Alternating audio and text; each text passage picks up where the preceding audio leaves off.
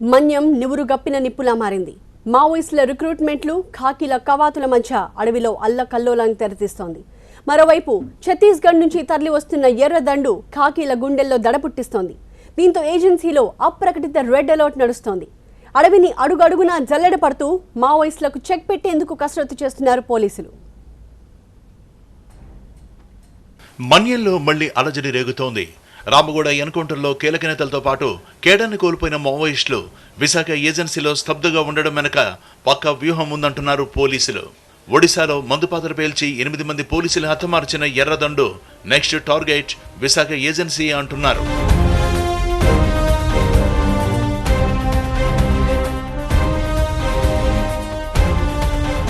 తూర్పు కనుమల్లో ప్రకృతి అందాలకు నిలయం విశాఖ ఏజెన్సీ.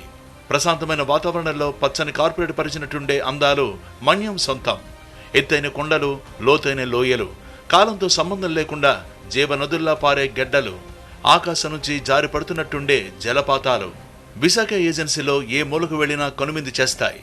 పర్యాటకుల్ని కట్టిపడేసే అందాలే కాదు, బహుళజాతి సంస్థల్ని ఆకర్షించే విలువైన ఖనిజ సంపదకి మన్యం పెట్టింది పేరు.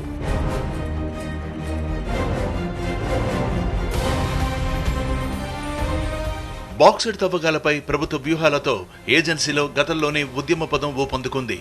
ఇది అదనుగా మావోయిస్టులు కూడా తమ కార్యకలాపాలకి పదును పెడుతున్నారు. గిరిజనులతో మమేకమై బాక్సైట్కు వ్యతిరేకంగా ఉద్యమాన్ని ఉధృతం చేసి స్థానికంగా పట్టు సాధించారు.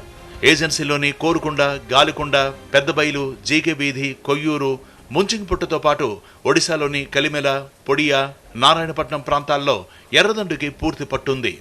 ఓవైపు మావోయిస్టులు బలం పుంజుకుంటుంటే మరోవైపు వాళ్లకి ధీటుగా ఆంధ్ర ఒడిశా పోలీసులు ఎర్ర సైన్యం అణచివేతకి శ్రీకారం చుట్టారు. జాయింట్ ఆపరేషన్లో భాగంగా గతేడాది మల్కనగిరి జిల్లా రామగూడలో కీలక నేతలు సహా దళ సభ్యుల్ని హతమార్చారు పోలీసులు.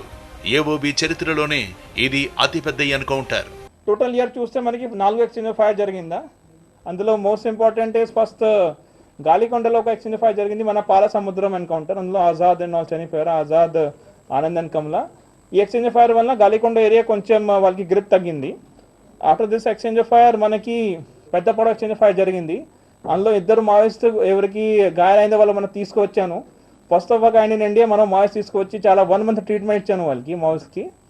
ఈ ఎక్స్చేంజ్ ఫైర్ బ్యాక్గ్రౌండ్లో 2 ఎక్స్చేంజ్ ఫైర్ బ్యాక్గ్రౌండ్లో మనకి రామగూడ ఎక్స్చేంజ్ ఫైర్ జరిగిందా. 2 కేసెస్ ఒడిశాలో ఉన్నాయి, మనకి ఓన్లీ 1 కేసు ఉంటుందా. సో రామగూడ ఎక్స్చేంజ్ ఫైర్ జరిగింది. అందులో మన టోటల్ మన స్ట్రాటజీ చూస్తే రిగార్డింగ్ ఎక్స్ట్రీమిజం ఈ సంవత్సరం మనకి 4 కేసులో 35 మేజర్ ఎక్స్ట్రీమిస్ట్ డైడ్.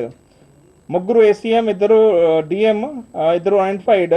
అండ్ మన ఒడిశా ఎక్స్చేంజ్ ఫైర్ కలిపితే కూడా 28 in Odisha plus 2 here 30 in Ramaguda exchange fire. Total 35 people died with major cadres died. 61 arrest అయిందా. అందులో మేజర్ ఒక ACM, 4 దళం మేము అరెస్ట్ అయిందా. రామగూడ ఎన్కౌంటర్ తర్వాత మావోయిస్టులు అదను కోసం వేచి చూశారు. పక్క స్కెచ్తో సుంకి ఘాట్ రోడ్లో మందుపాత్ర పేల్చి 8 మంది పోలీసుల్ని హతమార్చి ఉనికిని చాటుకున్నారు. విశాఖ మన్యంలోనూ ఎర్రదండు రిక్రూట్మెంట్ జోరుగా చేస్తోంది. దీనికి మరింత బలం చేకూర్చేలా ఛత్తీస్గఢ్ నుంచి భారీ సంఖ్యలో మావోయిస్టులు మన్యంలో ప్రవేశించినట్టు పోలీసులకు స్పష్టమైన సమాచారం అందింది. ఎర్రదండు బలం పుంజుకుంటుందన్న సమాచారంతో పోలీసులు కూడా అలర్ట్ అయ్యారు. భారీ విధ్వంసానికి కుట్ర జరుగుతున్నట్టు పసిగట్టిన ఖాకీలు డిసెంబర్ నుంచే అటవీ ప్రాంతాల్లో మందుపాత్రలను వెలికి తీసే ప్రక్రియ మొదలుపెట్టారు. లక్ష్మీపురం నుంచి బరణ మీదుగా ఒడిశాకు వెళ్లే రహదారిలో 3, రోడగోట నుంచి కమడికి వెళ్లే రహదారిలో మరో 2 ల్యాండ్ మైన్స్ ని గుర్తించి బయటకు తీశారు పోలీసులు. ఇవన్నీ కూడా కూంబింగ్ బలగాల్ని టార్గెట్ చేసి పేల్చేందుకు అమర్చినవే అంటున్నారు పోలీసులు. రామగూడ ఎక్స్చేంజ్ ఫైర్ తర్వాత చూస్తే చాలా లీడర్షిప్ పోయింది వాళ్ళకి. నా వాళ్ళు ఏం చేస్తున్నారా, they have to revive back. ఎట్లా వస్తారా, వాళ్ళకి కొంచెం రిక్రూట్మెంట్ కావాలి. రిక్రూట్మెంట్ చేయకపోతే రాదు, వాళ్ళు రివైవల్ రాదు. సో వాళ్ళు ట్రై చేశారా, కొన్ని చోట్ల ట్రై చేశారా. అండ్ మన ఏరియాకి కూడా కొంతమంది తీసుకువచ్చారు, బట్ వాళ్ళు they could not stay. Chhattisgarh నుంచి తీసుకువచ్చారు, but could not stay here. So వాళ్ళు ఏదో ఒక ఇంటీరియర్ పాకెట్లో చేస్తున్నారు, చేసుకోవచ్చారు రిక్రూట్మెంట్. బట్ అంటే అన్లెస్ మనకి బయట వస్తే మనం చెప్పలేను.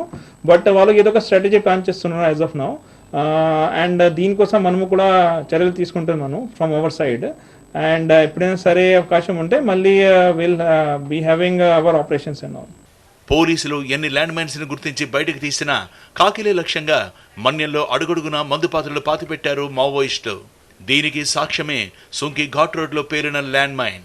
ఈ ఘటనలో కలబట్టు కింద ఎవరికి అనుమానం రాకుండా మందుపాత్ర అమర్చారు మావోయిస్టులు. ఈ ఘటనతో ఉలిక్కిపడ్డ ఖాకీలు మళ్లీ అలర్ట్ అయ్యారు. దళంలోకి భారీ స్థాయిలో రిక్రూట్మెంట్ జరుగుతుండడం, ఛత్తీస్గఢ్ నుంచి మావోయిస్టులు దిగుమతి అవుతుండడంపై సర్వసన్నద్ధంగా ఉన్నామంటున్నారు పోలీసులు. ఇట్లాంటి మనకి కన్ఫర్మేషన్ ఏం లేదు. వాళ్ళ తరపు నుంచి అన్ని ఏర్పాటు చేస్తున్నారా?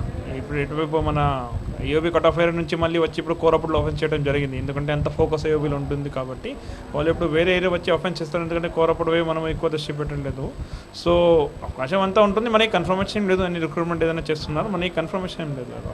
ఈ మన తరపు నుంచి అన్ని ప్రికాషన్స్ ఉన్నాయి. వాళ్ళు కూడా అయితే చూస్తున్నారు, ఏదో ఒక అవకాశం దొరికితే చేసేస్తారా. ఈరోజు వాళ్ళకి అవకాశం దొరికిందని చేశారా. మనం మన తరపు నుంచి మొత్తం పోలీస్ స్టేషన్ రెడీ చేయడం జరిగింది. ఏమి అవకాశం ఇవ్వకుండా మన వాళ్ళు చూస్తారు. మనం కూడా మన లిమిట్స్ 2 ల్యాండ్ మైన్ దొరికింది కదా. ఇంతకుముందు కూడా 2 months బ్యాక్లో బరోడా అండ్ 1 more ప్లేస్ 2 దొరికిందా. మన వాళ్ళకి ఎప్పుడైనా సరే అలర్ట్ ఉండమని చెప్తాను, అలర్ట్గా వెళ్ళమని చెప్తాను. మొత్తంగా మన్యంలో మళ్లీ అలజడి రేగుతోంది. ఏ క్షణంలో ఏం జరుగుతుందో అన్న భయంతో గిరిజనులు వణికిపోతున్నారు.